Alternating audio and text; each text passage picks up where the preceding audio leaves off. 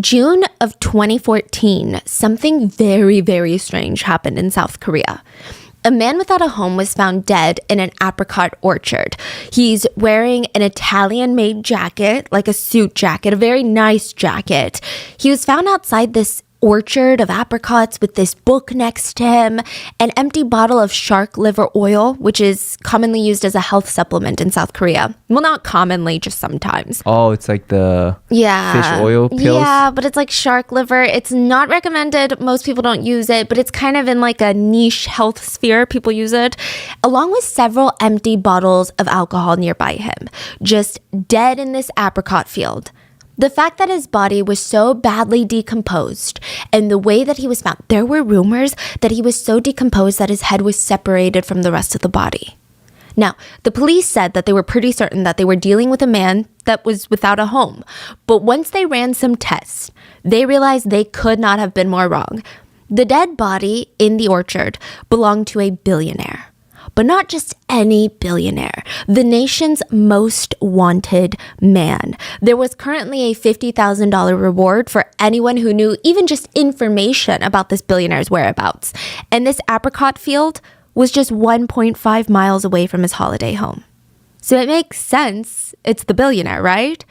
But the authorities said, no. We searched inside his holiday home. We found 2 suitcases filled with cash that totaled to about $1 million USD. Both were hidden behind a fake wall that led into a panic room. He must have hidden here while we were searching the place a week prior, and that makes sense, but it doesn't make any sense why he was dead. Did he take his own life? Was he killed? Was there foul play? His death was so mysterious, it led conspiracy theorists to believe that he was still alive. Maybe he faked his death. Maybe this was a decoy body in place of the billionaire, and that billionaire is out on the run. I mean, if money can buy freedom, he's got all the money in the world. And as mysterious as his death is, his life was even more mysterious, if you can believe it. This billionaire was known as the billionaire without a face in South Korea.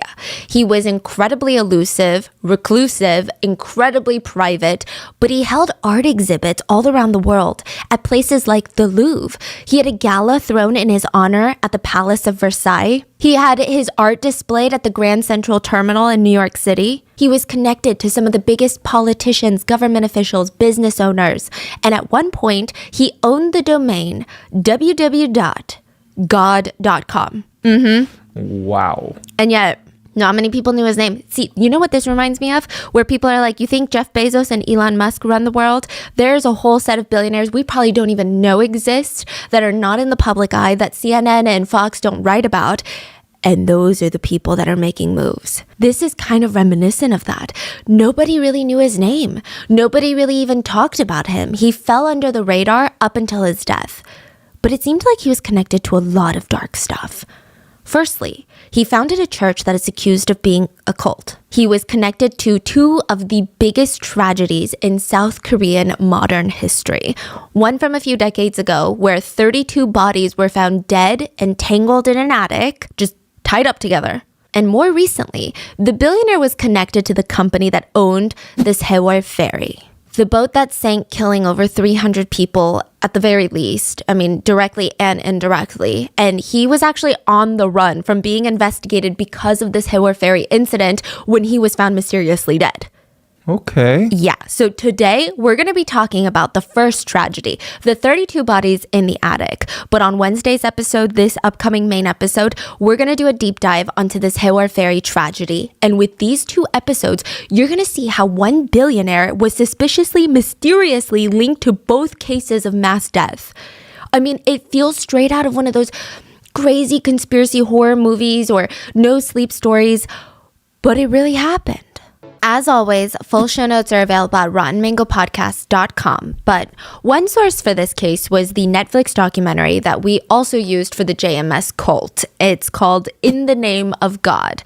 Now, it's the 5 Oceans episode, and you can tell throughout the entirety of the episode, that Netflix is hinting at stuff. They're hinting at a lot of connections between the Five Oceans incident and the Billionaire, but they never really flat out say what that connection is, probably for the reason that I'm about to read you a legal disclaimer, okay? For legal reasons, I have been advised to say that before we get started, two things to remember. Yoo Byung-eun, the billionaire in today's case, is not the de facto owner of the Sewol ferry. He's connected in certain ways, but he is not the de facto CEO and owner. And the Evangelical Baptist Church, which was created by this billionaire, is not legally connected to the Five Oceans tragedy, the 32 bodies in the attic that we're going to be discussing today. Even if we make any sort of connections between these two entities or these two people, does not mean that it's an insinuation of liability and guilt or otherwise. Which also leads me to say, if anything happens to me, I'm kidding, but I'm only half kidding because I talked to my parents about this family, this billionaire family, and my dad was like, yeah, they're really scary. Good luck. Goodbye. And he hung up on me. I'm like, they're not listening to my calls, Dad. Like, that's, wow. Maybe they are. Yeah. Because they're an international family. Well, your dad really loves you. Huh? Yeah. He has no care in the world for me. He's like, got 2 grandkids. I'm like the least of his worries now. So let's get started before I get more white hairs on this head. The Five Oceans incident. August 29th in 1987. So we're going back, but trust me, it's all going to come back together to 2014. And I would not be discussing this case if it wasn't related to what's going to be talked about on Wednesday. August 29th of 1987. It was an incredibly rainy day. A homicide detective by the name of Detective Sam gets a call to head to this tiny little factory out near the mountains. He wasn't really told what was going on. Nobody was like, you need to get over here. We've got 32 bodies in an attic. He's just told, rush through the rain. I don't care what it takes. You get here ASAP. So he drives through the rain, he's got his sirens on, and he knows that the factory is belonging to a company called Odaeyang, otherwise translated to Five Oceans. So I'm going to be calling them the Five Oceans Company. Now, when the officer steps inside this factory, all the lights are off. It's like almost an abandoned factory. It doesn't look like it's being used anymore. He notices that there's a bunch of people gathered, other detectives that were closer to the scene. There's reporters gathered. There's news footage of this that is constantly, I would not post it on here because I don't think it's appropriate, but there's a lot of crazy news footage and it's in the Netflix doc, and you can even hear one of the reporters saying, I mean, there's no way we're going to air this anyway. It's that bad. The scene? Yeah. So there's news cameras everywhere, news anchors. I mean, just a mess. He notices that the ceiling, so he's in the factory cafeteria, and he notices that the ceiling has already started to be disassembled. There's workers there taking apart the ceiling so that they can have this giant hole. And he's like, why do we need a giant hole? What's going on?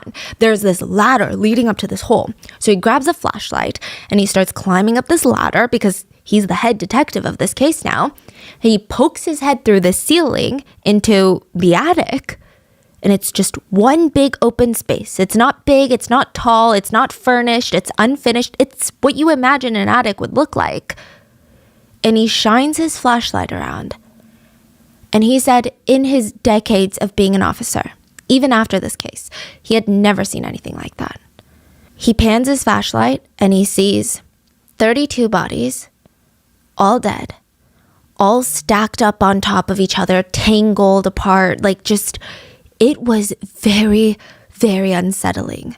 The site wasn't just this pile of bodies. It wasn't like this dumping ground with a mountain of bodies. He said it felt almost methodical in a sense, which made it even more unsettling. There were 2 piles of bodies that were kind of diagonal from each other. So one pile of bodies here with like 12 people, another pile with 19 bodies. And then in the center, almost directly in the center of these 2 diagonal piles, was a man hanging from the ceiling. There was a rope around his neck. It's just, the whole thing is strange. Everyone had their wrists and ankles tied. Their nostrils and mouths were stuffed with some sort of cotton or toilet paper.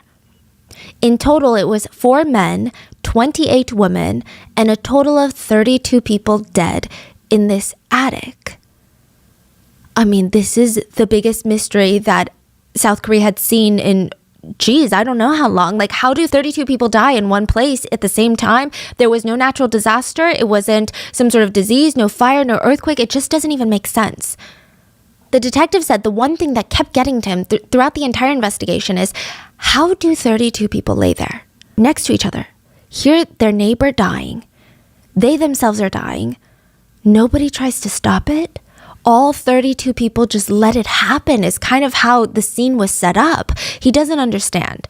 So more puzzling is the man in the center of the attic was hanging from his neck, but the mysterious part was he was on his knees. The attic ceiling is not that tall, so you could presume that he died by hanging himself, but he was on his knees, so he could have just stood up. So he chose not to stand up. Which is pretty rare, right? Yes. So he's saying even though, let's say you make the decision to, you're like, I don't want to be here anymore. But even in the last moments, typically people might freak out and their self-preservation kicks in, their survival mode kicks in. And he was on his knees. He could have just stood up. He's saying that's very, very uncommon. So the main question that investigators had was, I mean, of course, what everyone was thinking, is this a mass? Is this some sort of murder event that happened? Or is this just mass murder? Did someone kill these 32 people and the killers are on the run right now? Because that's a whole different type of investigation. So they're trying to figure out, who are these people? Would someone out there even want these people dead? And all of these answers lies in one person, one woman amongst the 32. It was a 48-year-old woman by the name of Pak Sun-ja. We're going to call her Park. She's at the center of this case. She is the one person in that attic that every single other 31 people are connected to. She is the middle of the web. Is she the one hanging? No. Oh, she's not hanging. She's in the pile? Yes, a man was hanging. He worked in the factory. He was the factory manager, was hanging. She's just in one of the piles. What makes it even stranger is that all three of her kids, were in the attic and dead. The only person that survived from her family was her husband, who was not in that attic. Did they find the husband immediately then? Oh, yeah. And he's saying, I'm a victim. My whole family died, so why are you guys questioning me? I'm telling you, this gets very, very thick and crazy, and I need you to understand the whole event before we get into the ties with the billionaire, because it's so unexpected. You're going to listen to this, think, oh, this sounds like a cult story, but trust me, I never even knew where this was going. So she's found dead in the attic along with her 3 kids. The police immediately start investigating her because she is the special link amongst all of them. So let's dig into Pak Sun-ja and a little note left behind.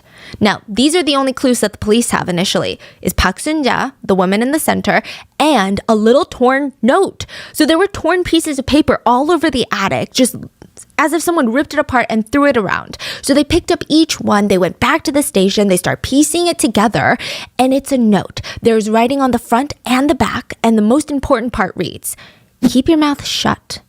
She's already unconscious. 5 people died in only 4 hours. Just stay quiet. I planned this out. Endure it with his guidance. I think everyone will die today. What kind of note is that? I mean, so strange. There's actually another note that's found, but we're going to discuss that later. So who is Park and what is this whole event? Park is a CEO of a massive company in the local area of Daejeon.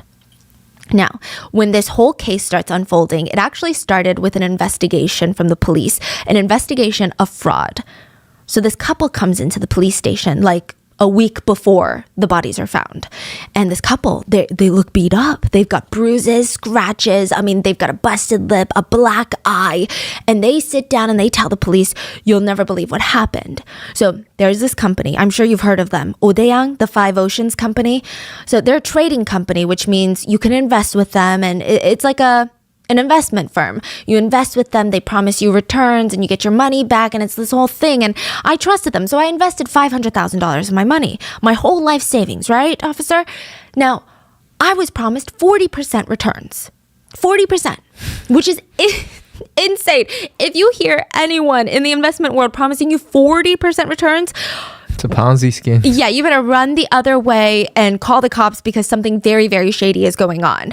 So he's saying, me and my wife, we invested $500K. We were expecting 40%. We got $0. Nothing came back. So we're like, well, we need our life savings back. This feels like a scam. We go to Odaeyang, this very professional compound. You know, they've got office buildings. All the employees are everywhere. It's like a factory. We go in. We're like, can we talk to the CEO? We sit down with her and we say, listen, we love what you're doing, but, you know, we got to pay the bills. Can we get our money back? Pak Sun-ja looks at them, calls like 7 employees over, and they beat the couple an inch of their life. Not only do they beat them, but in the end, they force them to sign a waiver, basically forfeiting their rights to their $500,000 initial investment plus the returns that they were promised, saying that all debt has been cleared, that they just gave Five Oceans this money for funsies. So they're like, look at this. I was forced to sign this. Look at the state of my face. They ran to the police station immediately when they were released from Odaeyang, and the police decided to open a formal investigation into this company. And they were pretty surprised to find out that this company was a reputable company. I think that they were expecting some sham company. Like, one look at it, you're like, that's a scam. How did they not know? This company was well known in the Daejeon area as a very decent, excellent-sized craft business. So they have one department of their company is the trading business, like the investment business. But the main side of their company, well, they say, is their craft business. So they've got factories in Daejeon, and they have all these employees who make these traditional Korean pieces of knickknacks. Sometimes it's jewelry boxes. Sometimes it's, you know, like wooden toys. And it's almost like a souvenir company. They sell it to tourists who want to take home a piece of historical Korea with them. So people freaking love them. In fact, Odaeyang was known as one of the best companies in the area. They constantly won awards for their craftsmanship, for their business practices. I mean, they were killing it. On top of that, the CEO, Pak Sun-ja, the one that was found in the attic, she was called the mother of orphans. How do you even get a nickname like that, okay? How do you even get a nickname like that? She's like one of those tech billionaire scam artists. Like, that's the vibe that she gives me. The way that she set up her company was she wanted to be all about the employees. So she set up all these dorms, these living quarters near her factory, on the grounds of her factory, like right next to the factory. You are welcome to live there as my employee. You and your whole family can live here for free. I want you to just focus on work and not stress about bills. I provide food. I provide housing. You can move in. You can bring your children. You know why you can bring your children? Because while you're working, we've got this massive children's compound where we teach your kids, we house them, we feed them, we do dance lessons with them. We have all these extracurricular activities with them. And you know what? We even have a ton of orphans in there. I love orphans. That was like her shtick, okay? She's like, I love orphans. I want to help orphans. Anytime she was in any sort of interview, she played the whole, I'm rich, okay? I'm rich. I'm a CEO of Odaeyang. My husband is a government official. We're very wealthy, but I don't care about money. Because she's like such a pick-me. She says, I don't care about money or stocks or fashion or jewelry or cars. I just care about giving back. There's this one interview where she tries to force a tear out. And she says, I just don't want to live in a world where children have to worry about where their next meal comes from. How can I wear nice things when there are kids out there who can't even afford water, food, textbook? So everyone is like, oh my God, Odaeyang is like the nicest company ever. And the CEO is like the mother of orphans. She's amazing. I want to work for this company. Look at how she treats her employees. She was praised by the locals as being a great businesswoman. She would even have people come in and film the factory, and you would see all these factory workers that were making all these little knickknacks. You would see the orphans singing and dancing and being like, I love Mrs. Park, right? Well, guess what? You guessed it. It was all a scam. The whole thing was a freaking scam. So from the get-go, these employees were not even being paid. These were free laborers. You're like, why would they work for free? Pak Sun-ja was a very manipulative, cunning woman. So most of these employees worked for free. When they lived on the grounds, they said it was very, very strange because they weren't even allowed to talk to each other. You work for Odaeyang, I'm your wife. We're not allowed to talk to each other. It's so strange. She would separate couples. She would separate the kids from her employees, the families. She would throw them into the little orphan dorms, I guess. And she would even go on TV and be like, look at this orphan. Orphan, what's your name? Tell them you're an orphan and tell them what your name is. So the kid would be like, my name is Stephanie. And the parents would be watching on TV like, wait, I'm an employee and that's my kid. And why is my kid on TV acting like she's an orphan right now? And why is Park telling her to tell the world that she's an orphan? I'm her mom. What's going on right now? So all of these things will later come out, but at the time, nobody knew. The locals are just looking at her like, she's bringing business to our community. This is great. And when she opened up her trading business, her investment firm, everyone was all about it. Like the locals were all about it. Her employees almost became salespeople. Her employees stopped working in the factory, which, side note, they never worked in the factory because just like how her little orphanage was a scam, her factory was a scam. They were drop shippers before there was drop shipping. All of those Korean knickknacks they said were handmade by these employees were purchased from wholesalers and sold at double the amounts, claiming to be handmade. They were not. So instead of a factory, it was just a warehouse. A storage unit. A storage unit, yeah. And then all those people now looking back at the videos, like the promo videos of all the factory workers making the thing, they're like, you know what? That's true. They're always in the finishing steps where they're just like wiping it off. They're like, we're doing QC, quality control. You know, that's what we're doing right now. That's the step. It's just interesting. But people didn't know that. Locals didn't know it at the time. They heard that Odaeang was open for investment, and all these locals are like, I don't know anything about the investment world. I couldn't buy a stock. I just don't know anything. Like, I don't know that world. And now this woman who is praised as being the mother of orphans is saying that not only will she take your money and give you a fat return, a 40% return, but she's saying that all this money is being invested into businesses that give a lot of their profits to orphans and to giving back to the world. It's almost like 3 birds, 1 stone. I mean, you cannot come up with a better investment situation than that. You're helping the world and you're making 40% on your money? Are you kidding me? People start throwing their money at Odaeang, and everything was done very professionally. Odaeang would even give them these slips, these very official looking slips that said, thank you for your money. You are now a creditor to Odaeang. We owe you your initial investment plus interest. So they're like, that's gotta be serious. Odaeang at one point had close to $80 million that they brought in investments in this little small area of Daejeon. This is not even like Seoul. Wow.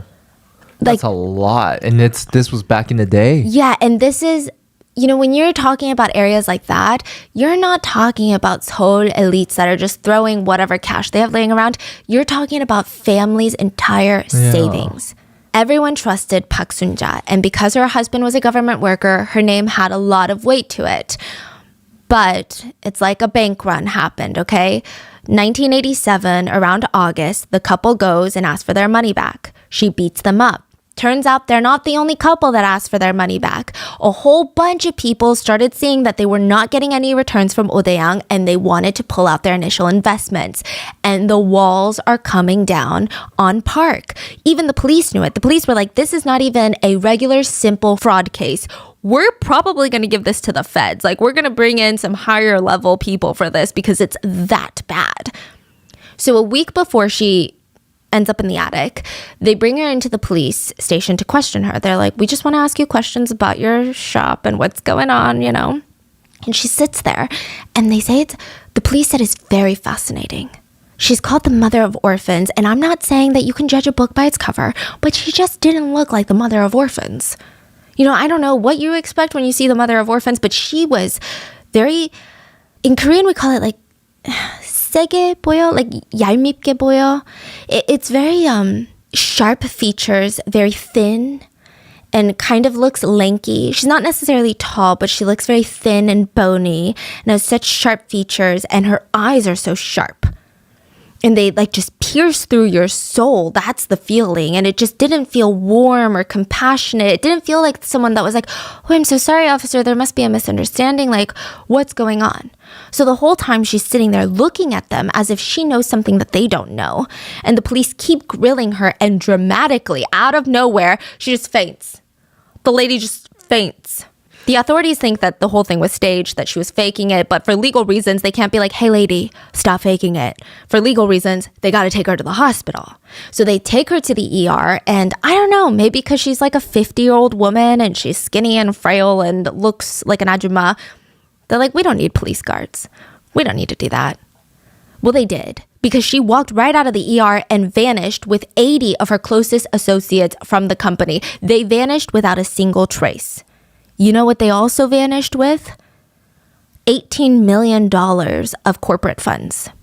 Authorities go to the factory and the dorms of Odaeang, like the main compound, and they start asking around. Everyone that's left over is like, I don't know what you're talking about. They're shrugging their shoulders like, I don't know where she went.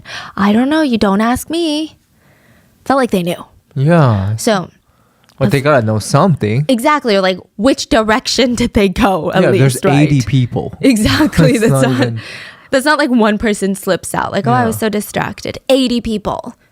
So they get word that Park was found hiding in the attic of one of her more obscure factories near the mountains. The police rush there, and outside they spot a van that also is belonging to Odaeang. So maybe, just maybe, she is in there. She was. But she and 31 others were found dead. And this is when all chaos breaks loose. Wait, that means what? 50 people got away? Yeah, so I think that I think she probably left with a certain number of people. I'm sure a big number of the other 50 were just people that were running. They're like, I don't want anything to do with this. I don't know what's going on. I gotta go. So Park could no longer protect her secrets anymore because she was dead. And slowly, all of her secrets start coming out.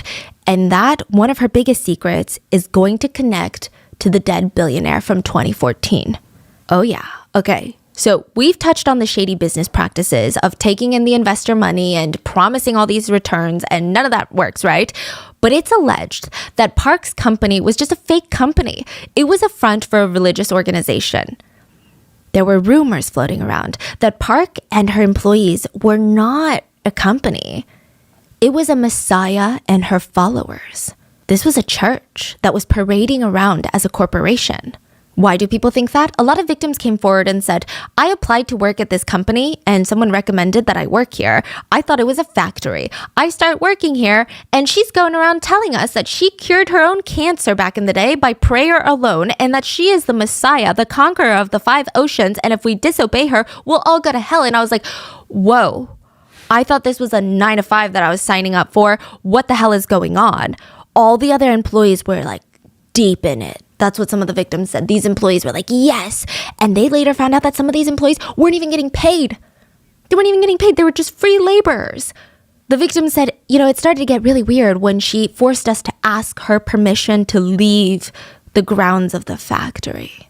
She also had something called sin time, like repentance time, to repent for your sins. It happened randomly, probably like once a month. We'd all be gathered in the gym room, almost like a company meeting, but we would be forced to slap each other in the face. Like just sit there and like slap each other around to repent for our sins. It was a lot. She was also had this apocalyptic streak about her. She just really felt like the world was ending. And she felt like everyone needed to obey her to be saved. She also was quoted to say, the factory is heaven. And if you want to go to heaven, you work here for free. So all these little insinuations of her being a part of a religious cult or being a cult leader start coming out. And the investigators are like, okay, we need to take this into account. And this is when we see 2 very popular theories form of what happened in Odaeang. Because to this day, I don't think there's anyone that can say with 100% certainty that they know what happened up there in the attic. That they know what happened to these 32 people. So the first route comes from prosecutors and the police and the formal Justice Department of South Korea. So the investigators had found 100 pieces of cotton and fabric that had been stuffed into the 32 people's mouths in the attic. And everyone assumed that the pieces of fabric would be laced with some sort of toxic chemical or something that wasn't compatible with life. And that is what killed everyone, right? That's what everyone's thinking. But no, they were all clean. There was no sign of any sort of toxic substance, which is very, very odd. I mean, these pieces of fabric were shoved very deeply, even into the nostrils of these 32 people. The autopsies of all 32 people showed that all of them had ligature strangulation marks. They died from manual strangulation, meaning that someone had tied a rope around their neck, tightened it, and started pulling and pulling and pulling until they were no longer alive. It was manual. It's a lot of labor to do that to someone, and it's a very painful way to go. Yeah, it's intense. Yeah. Takes forever. Takes forever. So much struggle and wow. And there's 32. Now, the prominent theory that the prosecution ran with is that someone in the group or a few people of the group had killed everyone. And these people were not resisting. They were open to it. They were almost waiting in line, waiting for their turn because they're thinking this is some sort of religious event, right? A ritual, a sacrifice of their own lives, if you will. So these few people went around tying the ropes around the others, killing them. And at the very end, probably, they presume, the factory manager was the last one to die. And that's why he hanged himself in the middle of the attic. Now, the theory is that Pak Sun-ja had to die because she was $80 million in debt and the creditors were knocking on her door. She's probably going to go to prison. So these followers, they wanted to die with her. But there are reasons that theory doesn't make sense. And this is the theory that's legally accepted today. There's some contradictions. There's some questions that even the detectives that worked on this case that agree with this theory, that agree with the final, decision, are kind of confused about. So first of all, Pak Sun-ja was the first one to die when they looked at time of deaths. This is very unusual. Experts who study religious group killings say, no, absolutely not. Unless the leader dies from an accidental death or natural causes, like they have a terminal illness or old age, they are never the first one to go. Especially in an event like this, they will make sure that everybody else is dead before they themselves die. That doesn't make sense. Another odd detail was that there were 28 women and 4 men. 12 of these women were found with evidence of semen in their bodies. So either they were abused by these 4 men before they passed away, or they voluntarily interacted with men in that attic that has no rooms, is an open floor plan. And this is August in Korea. There was no AC up in that attic. It's like 90 degrees up there. Whoa. It just didn't make sense, especially because Pak Sun-ja, her 2 sons were in the attic as well as her daughter. And she was found with semen in her body. So it just, would this mother really voluntarily have these activities in front of her own children? Or was this forced upon her? It's very confusing, right? Yeah, that's suspicious. Yeah, in addition to all of that, she had hemorrhaging in her skull, indicating that she was either hit on the head with a blunt force object like a hammer, or her head had been smashed into the wall, which is all very, very strange. She also has a lot of markings, like defensive wounds. So she fought until her very last minute, and if she was the first one to go, her followers are just watching her resist all of this with as much energy as she could muster, and they're like, you know what? Keep doing it and we'll go next. Experts that study a lot of religious groups say that just doesn't make sense. But the prosecutors, they're honing in on this. They're like, that's what it was, okay? Religion sometimes doesn't make sense. Well, I don't even want to categorize this as religion, but you get it. These cults don't really make sense, so what can you do? And the reason that the whole scene is so bizarre is because there's probably some sort of ritual or something that's symbolic to this cult that we, from the outside, cannot understand. Now, about a year later, after this case was essentially closed, there was a special committee that was appointed to this case to investigate corruption. And the chairman to that committee was Chairman Kim. And he does not believe that initial theory. He's like, absolutely not. He believes the government just wanted to get this over with as quickly as possible. The government didn't want to overcomplicate things, so they chalked it up to something that the public could at least wrap their heads around, which is a religious cult. Kim believes that all 32 people were murdered, and they were all murdered in a separate location and not in the attic. He thinks the attic was a dumping grounds for 32 bodies. He thinks all 32 people were killed. So the main reason that he brings up is the factory manager, Lee, the one that was found hanging, the one that had allegedly killed everybody else before he killed himself. Kim doesn't believe that this factory worker could have strangled and killed everyone before ending his own life. First of all, Kim argues that for a man to end 31 people's lives, it would have taken at least 5-6 people, and he thinks that's being conservative. The prosecutor, the government, they also say that Lee, the factory manager, he was the one tightening the ropes around everyone. And Kim is saying, even if he's wearing gloves, do you know how much that's going to take a toll on his hands? And there was nothing on his hands. No evidence of swelling that wasn't consistent with decomposition. There was no evidence of abrasions, markings, rope burns, nothing. That's very strange. Another part that really, really brings a lot of people to his theory is that there are different markings around everyone. Technically, you could say that all 32 people died of strangulation. Now, the marks should be different. Everyone else should have different neck marks from the factory manager. Everyone else was strangled by a rope that was tightened around their neck. So that means it would be a full circular ring around their neck. Meanwhile, Lee, the factory manager, was found hanging. That's a very different ligature mark. So they're saying that mark, because you're using the gravity of your body and the weight of your corpse, you have this soft spot in your neck that has a little bit of give. So the rope is naturally going to go up into that soft spot, and it's going to leave almost this triangular shaped rope in the back. So your ligature mark is not going to go all the way around your neck. There's going to be a little bit of gap between your neck and the rope at the top because gravity is pulling your body down. Yeah, it shouldn't touch in the back, yeah. Yes. He had a full ligature mark. A full circle. A full circle.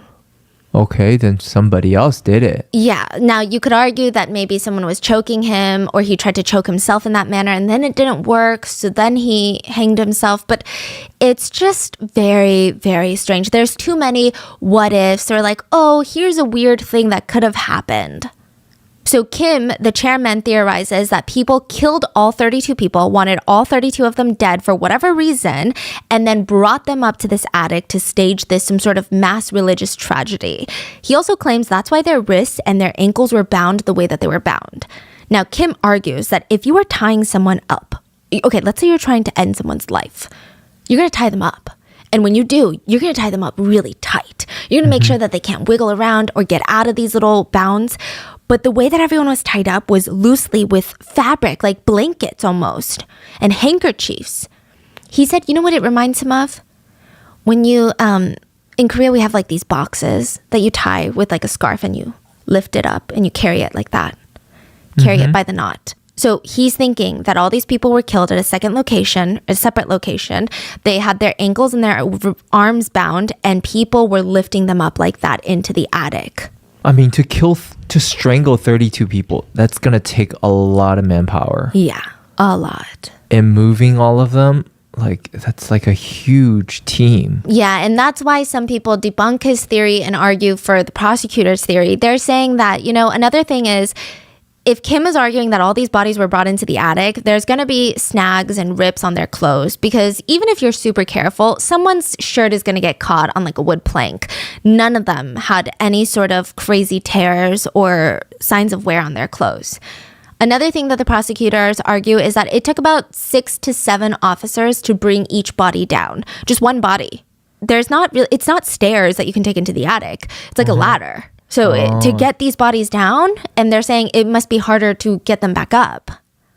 Right. That's true. Yeah. So, you know, I don't think that there is one right or wrong answer. That's why I believe that no one truly is going to know what's going on. Like, no one's going to know the truth of what happened in that attic. It's just these are the two very popular theories right now. I will say the government is on the theory that it was a religious incident, but it's just very strange. Now, the biggest question that everyone had, though, was before Pak Sun-ja died, $18 million of corporate funds vanished. So where did it go? First of all, if corporate funds vanish like that, it doesn't seem like someone who's trying to die anytime soon, right? It sounds like someone who's trying to go on the run. But where did the $18 million go? Did it go to Park's husband? Where is this going? And where did any of the money go? I mean, was she investing the $80 million into different companies? Like, what's going on? So this is where a massive conspiracy theory comes in. And this is a conspiracy theory, and I need to legally state a conspiracy theory is a theory. Just because you believe something to be true does not make it true. It's just what we've seen people talk about on the internet, and I am just relaying that information to you. So there is a conspiracy theory that Park was a pawn. Park was not a religious leader. She wasn't even really the CEO of Five Oceans. She was being utilized by someone even more powerful because all of the money that she was getting in, it seemed to be going, and there's transfer funds. There's literally slips of transfers that have been approved. Like the government has seen this and they're like, yeah, that actually happened between Five Oceans, the company, and a company called Samwoo Trading. Samwoo Trading is owned by Yoo Byung-eun, the billionaire. So she's sending money to him. Yes. And what is he doing? Exactly. And why would she send all that money to him? Why would she risk her life to send him money? Well, a lot of people think it's connected to his church that he started. So we're going to get into the billionaire story now. Yoo Byung-eun is the leader of, well, he was the leader of the Evangelical Baptist Church in South Korea. And I do need to put a disclaimer that this church is massive. I think there's about 100,000 members in this church globally, and there's different sects. Today? Yeah, today in 2023. Okay. So I feel really good. I feel really safe. I feel really comfortable talking about all this stuff. I'm very scared. There's a lot of churches in Korea, huh? Yeah, there's actually like a whole reason for it. There's actually so many political factors that went into it. Like Korea was in a state of chaos at one point. It's fascinating. But this church in Korea has a lot of subsects, and a lot of these subsects of churches have no connection with the billionaire, nor did they have connection with him. Like they broke off and started their own thing. They're like, we don't like this guy. We like our church. We're going to start a new church. So not everyone that's in the Evangelical Baptist Church is bad, nor is it really categorized as a cult. I'm just going to call it an organization for now because I'm legally a little bit cautious right now. But it's very interesting. He starts this church, and it's speculated that Park was a member of this church, and she started Five Oceans to provide Samwoo Trading with money, the leader of her church, with millions of dollars. But why and how? And is this even true? And what's going on? So let's talk about Yoo Byung-eun. Now, these days, Yoo Byung-eun is a household name for all the wrong reasons because of this Haewol ferry tragedy and the way that he was hunted down by the police and the way that he died. Everybody knows his name.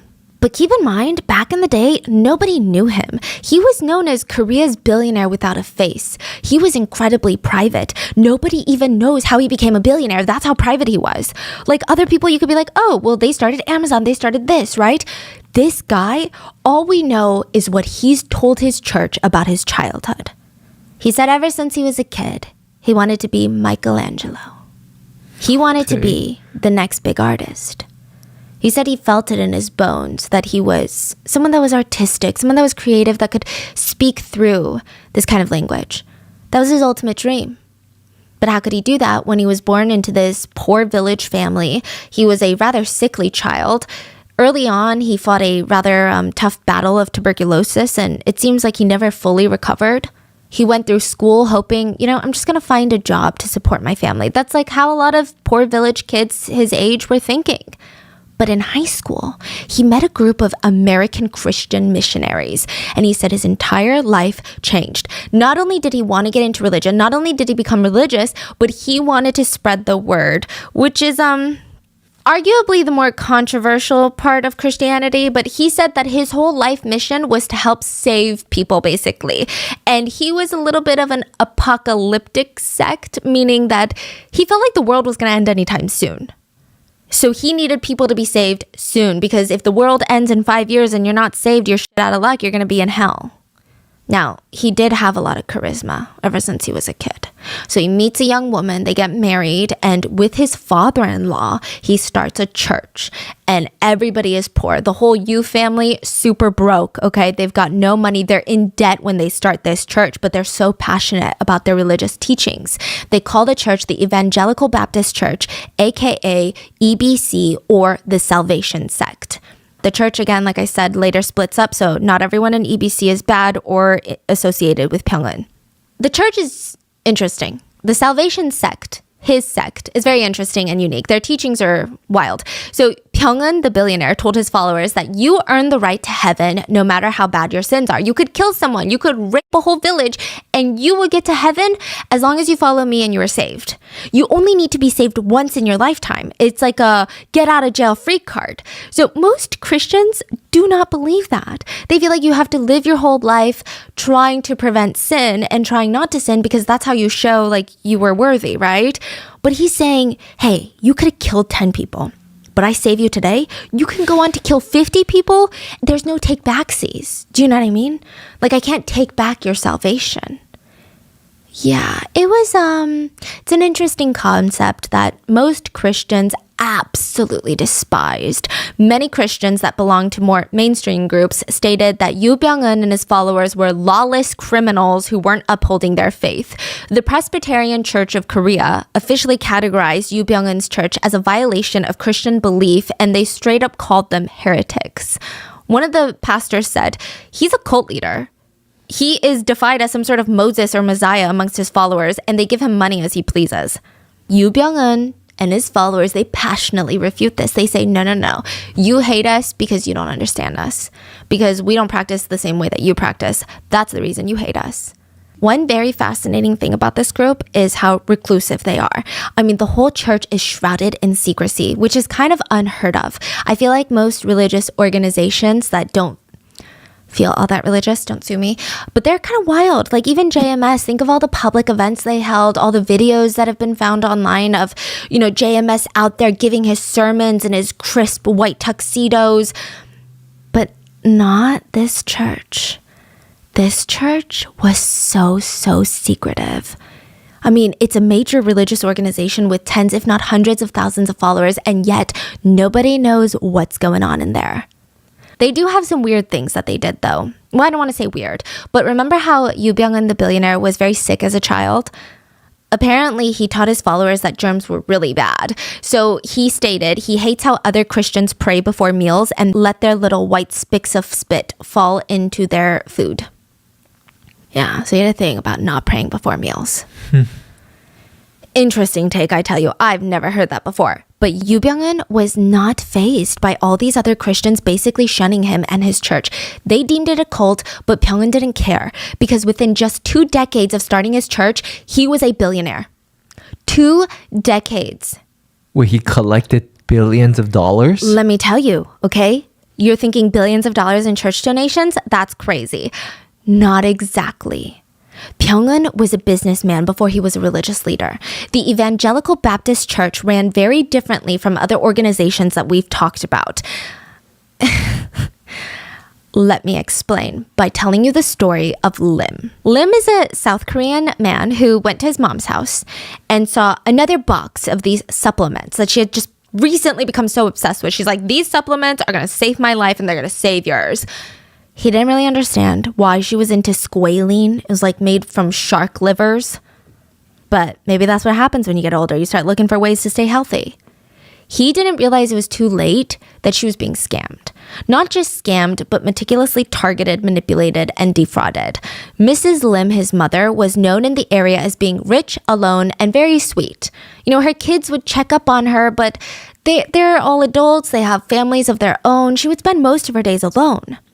A group of strangers appeared at her door, asking her questions and helping her around in the kitchen, giving her massages, giving her tips on what to eat to feel more energetic. She loved the conversation. I mean, it was just nice to talk to someone. But the visits became more and more frequent, and they started telling her that if you ever plan to be saved, you know, because you don't have much time left, our religion is pretty easy. You know, other religions so complex. You have to go through this whole process where you have to repent for your sins and you got to do all of this and then you got to do all this good deeds. You don't have to do that. You don't have to read the Bible every day. You simply have to join our church and you'll be saved. They told her it was founded by a billionaire named Yu Byung-eun and his father-in-law, and they were special. What do you mean they were special?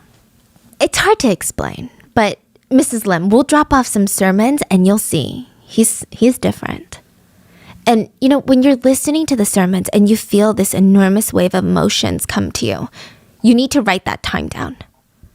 So they were in the practice of writing down the exact time that they got saved. So Mrs. Lim listens to the tapes alone in her condo, and it hit her. She feels these emotions. She wants to cry, and she writes down the time, and she's like, I've been saved. This is what salvation feels like. But you know what else salvation feels like? Squalene shark liver pills. Yeah, the church sold it. They recommended it and sold it for salvation, and they sold it for $1,300 a box. They also sold knickknacks for like $2,000 a jewelry box made out of the shittiest quality material. They sold everything. It's like an MLM inside of a church. Wow. This is not a regular organization that we're talking about. This is straight up QVC MLM meets a church. Mrs. Lim bought box after box after box after box, as well as a bunch of other things that the church insisted that she needed, and sold at insanely ridiculous prices. And she couldn't go to the market and be like, you know what? Your squalene is $1,300 and I can find squalene for $10. No, because that's not blessed. Okay, you need to buy this one. They were cluttering up her home. It's speculated that she spent hundreds of thousands of dollars on these items. But the real salvation happened when the Salvation sect offered her a rare opportunity not only to get rich, but also save the world. They said that they were going to create a business that was coming up with this top-notch medical facility. So they need funds for it, and you're going to get returns because once the hospital is up and running, I mean, it's going to be a lot of profit. I mean, think of how great that idea is. And you're saving lives. She forked over $500,000 in cash to make it happen. She invested $500,000, never told her sons and daughters. That was a majority of her remaining assets. In exchange, she received a formal official note. Is this sounding similar? Is this sounding familiar to anything? A document explaining the transfer of funds and how she's going to be paid back with returns. And the company that signed this note was the Samwoo Trading Group. That trading group would file for bankruptcy, and they would have $225 million in debt. They would leave Mrs. Lim with nothing. I think even worse than losing the money was she felt completely abandoned in life. She eventually passed away in 2008, and it's said that she was never the same after this betrayal. Now, she was just one of the many people that fell victim to the Salvation sect, and the Salvation sect is so fascinating that hey, they're still around to this day, and the way that they function is bizarre. So this church is a church, their sermons, but they also ask all of the church members to invest in the companies that are basically run by the church. The executives of these companies are run by church members. Most of the employees are church members, allegedly. All of this is it's like a networking event. A professor who studied Yoo Byung-eun and his religion said, Yoo Byung-eun preaches that corporate activities are equivalent to religious activities. He used his followers as a tool to bloat his own wealth. A pastor that made it out of the Salvation sect said, Yoo Byung-eun expanded his business through a system of believers and exploitation of labor. I mean, it's crazy. Imagine if Jeff Bezos started a religion and asked you to donate all your money into his companies because you follow him spiritually. And everything was set up like a pyramid-like structure of dozens of subsidiaries under his holding company, like shell company after shell company after shell company after shell company. A lot of the times, Yoo Byung-eun's name wasn't even listed as a major shareholder or someone who had heavy interest in the success of these businesses. Most of the times, they would be listed under followers' names that he indirectly controlled, allegedly, or his own children's names, or other family members. But it's alleged that Yoo Byung-eun was the mastermind behind every single company in this web of companies. So the way that it would work is that a new company would come up, Company A, and church believers are now investing in Company A and being promised big fat returns. Mr. Yoo Byung-eun might not have any direct shares in Company A. He's not a shareholder of Company A, but the largest shareholder of Company A is Company B, and Company B is a subsidiary of Holdings Company C, which Yoo Byung-eun's two sons were controlling shareholders of. So that's why a lot of people say he's not the de facto owner of any of these businesses, but there is a connection, let's be real. So yeah, on paper, he might not even own Company A or have shares or be the CEO of Company A, but He's profiting off of Company A. Now, one of these companies that started very, very early on, before even, I believe, the Odaeyang incident, was a ferry company. They made boats, and they originally started as just being entertainment ferry boats on the Han River. So during the Olympics in Seoul, they were just taking people around on these cute little ferry rides. And because Yoo Byung-eun, the billionaire, had so many connections in government, he was able to get all these permits and all these licenses until they became like a full-blown maritime community, a company where they had cargo ships, like all of that. All of that. Some former members of the church have come out to say that Yoo Byung-eun, maybe not directly, but a lot of them were asked to volunteer to help build these ferries with no knowledge of how to build ferries. It's alleged that in the beginning, this ferry company would use free labor from church members who had no idea how to build ferries just so they could cut down on costs. It's also speculated that most of the employees that worked at this ferry company were like 99% the church. So if anyone had any safety concerns, they would just get fired. And if you were part of the church, you probably wouldn't have any safety concerns. It's speculated because 3 of their ferries would end up colliding with the Mapo Bridge during a flood, killing 13 passengers and losing 1 passenger who is still considered missing. And this is before Sewol. So Samu Trading was investigated but formally cleared of liability. But it's just fascinating to think about considering what we're going to talk about in Wednesday's episode. Now, a former follower of this church said working hard at these companies that were run by the church was equivalent to salvation. They considered that Bible study. They considered that singing the gospel. That was considered an act of worship. We didn't have to pray anymore. We just had to do 3 hours at the factory. And these are not small, cute little home businesses. These are massive ones, like Chonejin Marine, the ones that owned Sewol Ferry. Pretty sizable company, okay? They had companies that sold toys to the general public. Like, you would never even know that this company is run by a church. You're just like, that's a cute toy, let me buy it. They were the sole distributors of a very fancy chocolate brand called Dubov and Gala.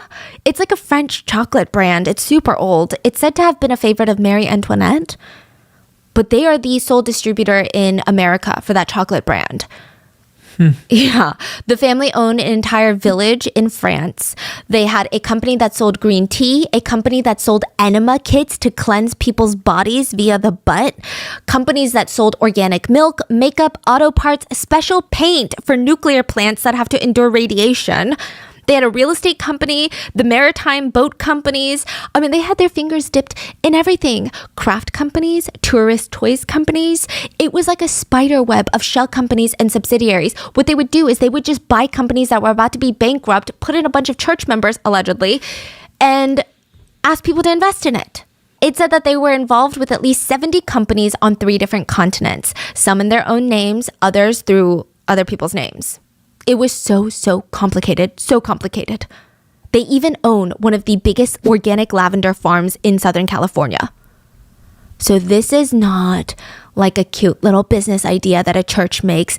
It made the Yoo family one of the richest families in South Korea, but hardly anyone knew about them. They were not always in the papers like the Samsung chaebols, the Korean Air chaebols. They were the billionaires with no face. They flew under their radar, but their power, influence, and money is so terrifying to think about. So the families would get paid millions of dollars through this company, even if it wasn't just through the shares. And how do you do that, you ask? The companies would make up random, okay, I don't want to say this legally speaking, but in my opinion, they would make up random reasons that they had to pay the Yoo billionaire family millions of dollars. So the ferry company, for example, allegedly paid Yoo's eldest son $1.4 million for the right to use the name to one of the ferries. The other Yoo family son apparently was paid for the rights to the name Sewol, the name of the ferry that sank and killed hundreds of people that we're talking about on Wednesday. I don't know for sure if the company paid to use that name, but apparently he owned the trademark for it. So they would make up these, I don't want to say false because I guess they're accurate, but these almost unbelievable from an ethical sense reasons why they had to pay the Yoo family millions of dollars. They're like, the Yoo family named one of our products, so we must pay them $2 million in royalties. and that would be considered a business expense on the final papers.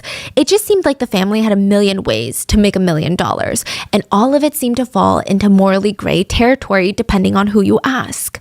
So early on in their church, Byung-eun acquired a failing business, Samwoo Trading, and then he starts adding all these new businesses. And one of the companies that was funneling massive amounts of money into Samwoo Trading was Five Oceans.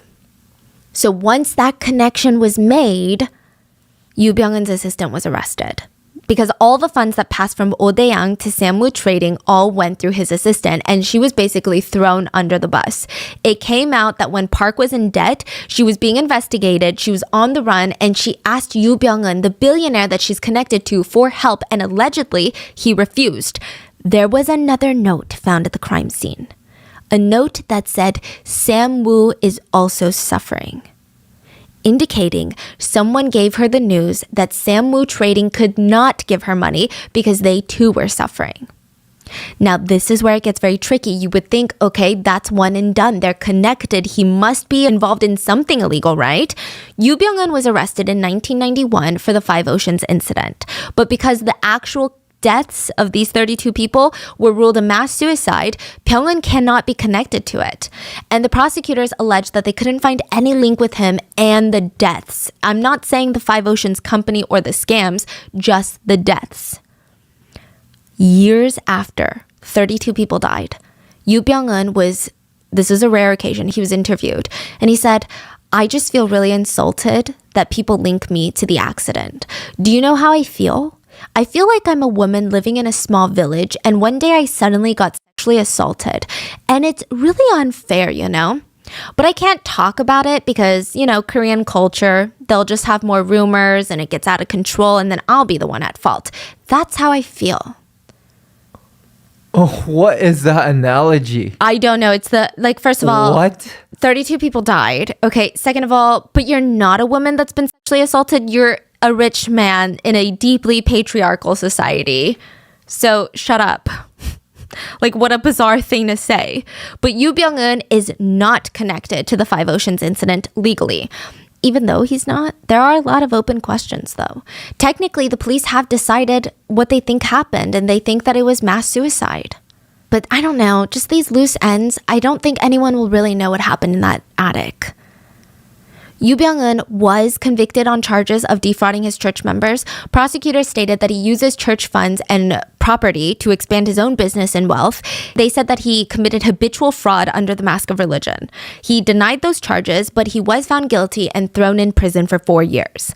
When he got out, similar to what happens to most people that have a lot of admiration for them, his followers only believed in him more. They believed that he was wrongly persecuted. Yoo Byung-eun even recorded a sermon to his followers that said, things are tough for us right now. Other people treat us like kolles, like rags, like dish rags. But we need to remember, blessed are you when people insult you, persecute you, and falsely say all kinds of evil things against you because of me. Blessed are you. Rejoice and be glad. I will state again for the record, the prosecutor's office did confirm that no connection between Yoo Byung-eun and the Oh Dae-yang incident with the 32 people in the attic. There was no connection. He's not legally held accountable. But there's more. After Samwoo Trading files for bankruptcy, the Yoo family business is still in business, and they're still continuing to operate at least like 30 different companies allegedly. According to chaebol.com, they still had 30 different subsidiaries and had 13 big holding companies in other areas like the US, Hong Kong, and France. And after the Oh Dae-yang scandal, people originally had no idea who this Yoo Byung-eun billionaire was. They were like, what? A church billionaire? This is crazy. Then the incident puts him in national spotlight. And after the scandal, if you could even call it a scandal because it's literally mass death, but the family spent tens of millions of dollars on PR, on rebranding Mr. Yoo. He stopped even recognizing the fact that he was a part of a religious group. He refused to acknowledge that he was a preacher, a church leader, a founder of a church. Instead, he became known as his pseudonym, Ahe. Ahe in traditional Korean means little child, which if we're going to put our tinfoil hats on, What? I know. If we're heading into rich people conspiracy territory, what a questionable name, okay? But they reinvented him as some sort of profound artistic genius. The family donated millions of dollars to the Louvre, and he has a gold plaque on the wall with his pseudonym Ahe on there, as of right now still. And okay. Yeah, they started asking massive art institutions to show his pieces. He held an exhibit at the Grand Central Terminal. Oh, his own artwork. Oh, yeah. His own. Not his collection.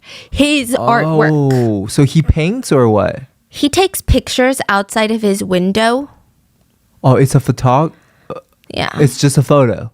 Yeah. Oh, wait, let me tell you. Okay. Is it good?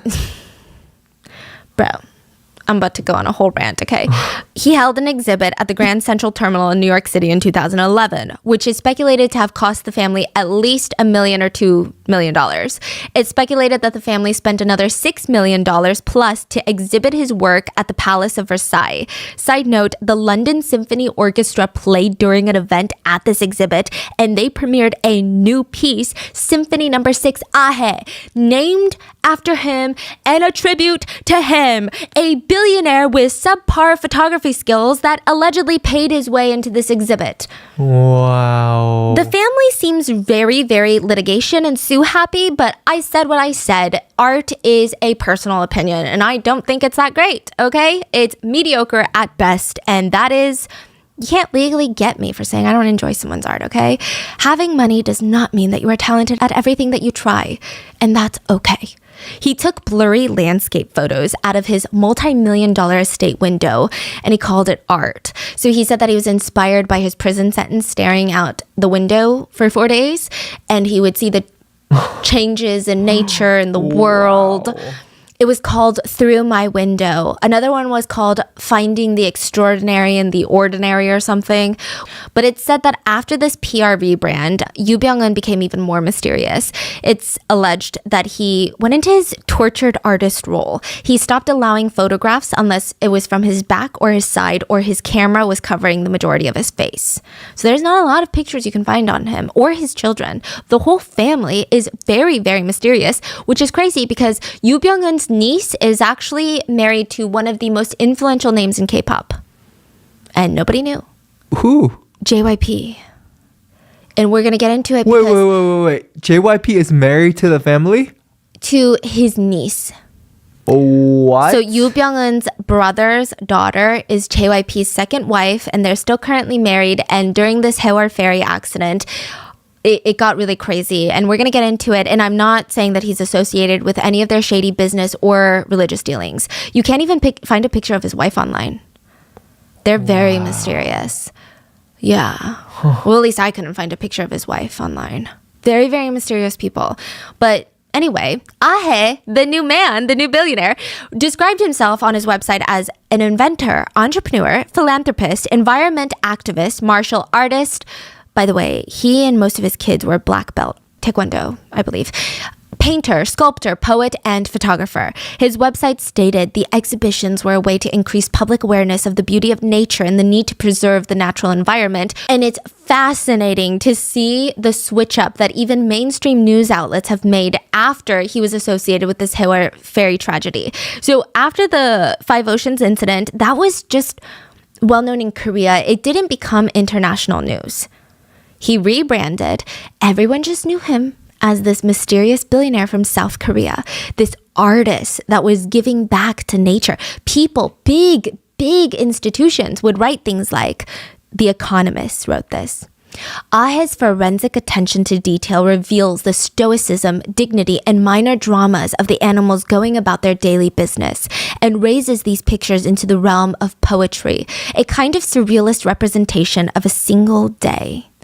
It's really like he's lived so many different lives. Yes. Like, they're writing this about blurry pictures taken outside a billionaire's window.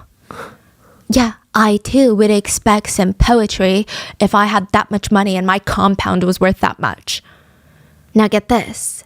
During this time, it's alleged that Yoo Byung-eun was still running tens of companies and still getting investments.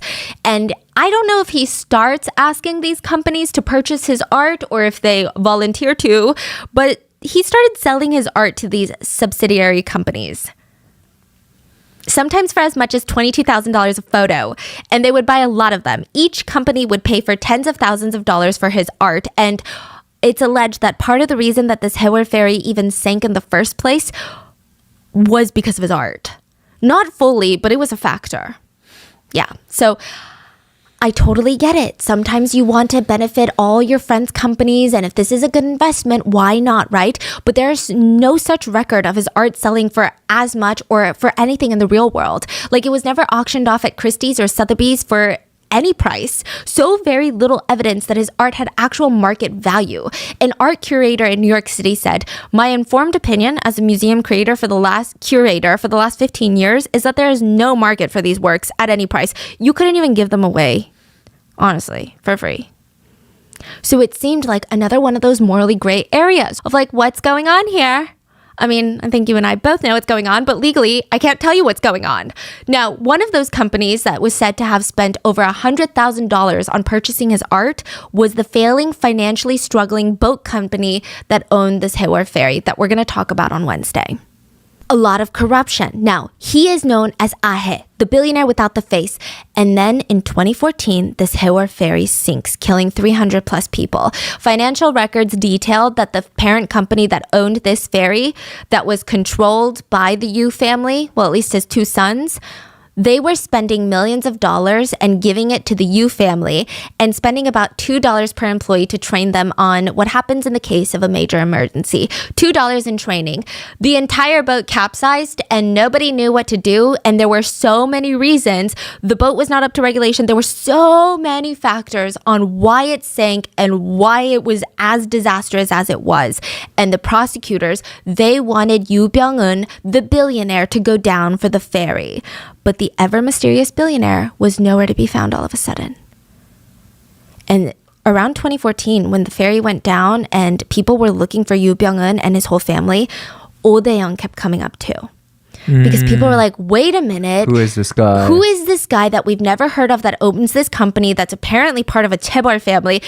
And why does his name keep coming up about a mass incident that happened years ago, decades ago, where 32 people were found dead in an attic?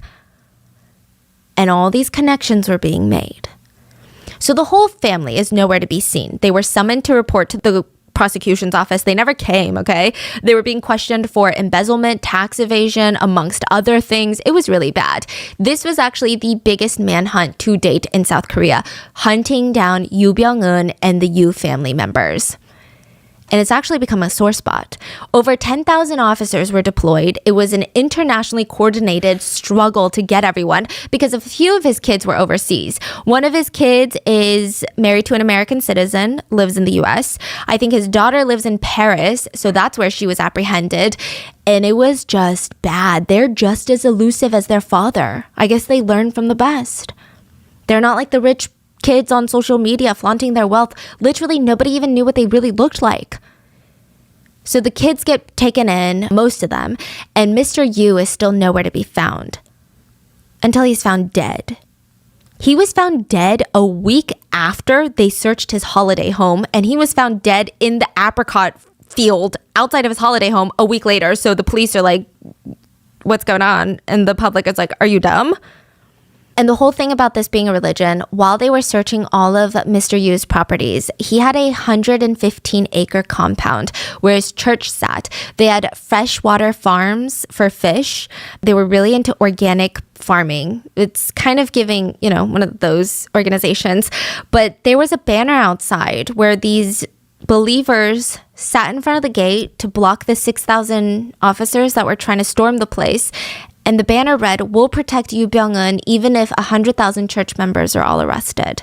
You said there were 6,000? Officers. 6,000 officers? They came in with ground digging technology because they thought that he would have an underground bunker, tunnels for escaping, movie style. 6,000 officers were involved. I'm sure some of them were delegated to paperwork and not at the site, but 6,000 officers were involved in the search of his 115-acre church compound. Wow. And in total, I wow. think 10,000 officers were involved in the manhunt for Yu Byung-eun. One church member even screamed, "I'm ready to be killed in protection for Yu Byung-eun." So, yeah, I mean, they don't say that they're a cult, but like, that's kind of crazy, okay?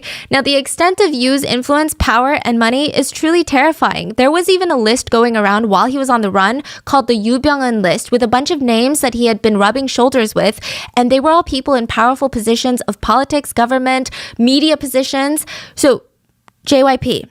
He is married to the niece of Yu Byung-eun. So Yu's brother's daughter is married to JYP. And just as mysterious as the rest of the family, truly, like most people that I found online didn't even know that JYP was married a second time. But again, the marriage doesn't mean that he's connected to anything shady. I don't want anyone to think that I'm saying that. But this was a topic of conversation that came up. JYP was in such hot water after the Sewol ferry tragedy and this manhunt for the Yu family started. He had to put out a statement, well, a tweet rather, that said, "The fact that my wife is related to the owner of a problematic company is irrelevant. So is this a country that can just say whatever they want now? In relation to my faith, you would know if you listen to all my interviews that I've done and the music that I've put out. For the past couple of years, I've studied a lot of different religions, but I have no religion. I hope that no more baseless rumors start coming out." Due to this incident, JYP was investigated for fraudulent funds. There was speculation that he was also like a subsidiary that belonged to the church, and maybe there were church funds going in and out of this, and it was proven to be false. The company even said on record that not even a single penny will show illegal funds have flowed into JYP. They also said that they will be taking strict action against people circulating or creating rumors and lies. So even the prosecutor's office, I mean, there were a few of them on the Yu Byung-eun list, the prosecutor's office. So the scope of his influence amongst the elites in Korea, I mean, is unknown. Now, he dies. They find a dead body 1 mile away from his little holiday home in an apricot orchard, and the police are like, this is the body of a man without a home. So it's like a what? Cover up? You think they don't care or? The general public is saying this level of incompetence doesn't exist. Right. Yeah. So it sounds sketchy, right? It sounds very sketchy. They said also a lot of things because, why would there be a rotting corpse of a man without a home wearing an Italian-made jacket with Yu Byung-eun's book next to him with shark liver pills? Yeah, totally. Like just a random man without a home? And it's so close to his holiday home. Like, why would you even think that? Why would that even come to your mind? I have no words, right? They were forced to run DNA on the body and Yu's brother, and they realized it was a familial match. Now, they released that it was a familial match. They also ran fingerprints, but this is where it gets crazy. South Koreans were like, but you just told us his body was so badly decomposed. There are rumors that his head was separated from his body, and that you thought, because he was so badly decomposed, that he was a man without a home. You didn't even think he was Yu Byung-eun. How were his fingerprints still intact? Exactly. There was never really a response to that. But did they match the fingerprint? Yeah, they said it is Yu Byung-eun. We matched DNA and fingerprints. But they're like, how did you match fingerprints? Oh, yeah. So they were lying the first time. Yeah. No. We don't know if they went back and matched fingerprints. Yeah. They're just like, we did.